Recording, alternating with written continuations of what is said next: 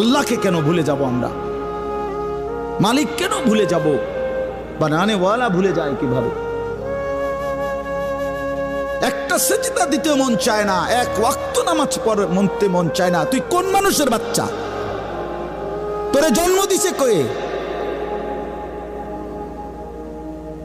তুই মায়ের পবিত্র দুধের 2 বছর মায়ের পবিত্র দুধের অপমান করলি না ফরমান।